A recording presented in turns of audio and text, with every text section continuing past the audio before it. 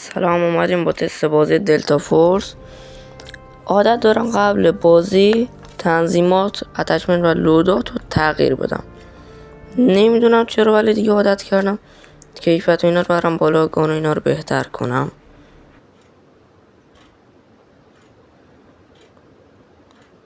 حالا بریم گیم پلی. اگه صدای اضافه یا بد بود دیگه ببخشید. کیفیتش خیلی خوشم نیومد.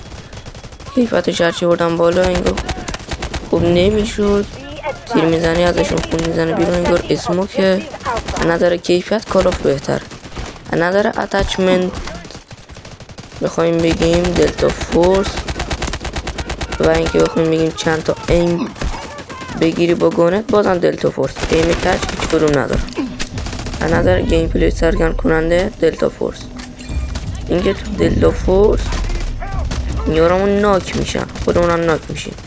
میتونیم تصمیم بگیریم بمیریم، با گانهای دیگه بیایم یارمون ریوایو کنن.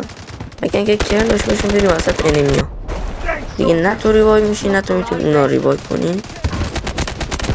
اینکه خوبیش این اتچمنت درست بچینی، مثل همین گان از دور و نزدیک میزنی.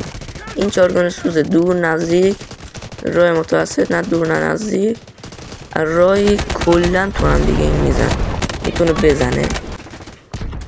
این بالا کنار مپ یه علامت این داره، با میتونی تغییر بدین از چی ببینیم. ولی در کل خوب بود.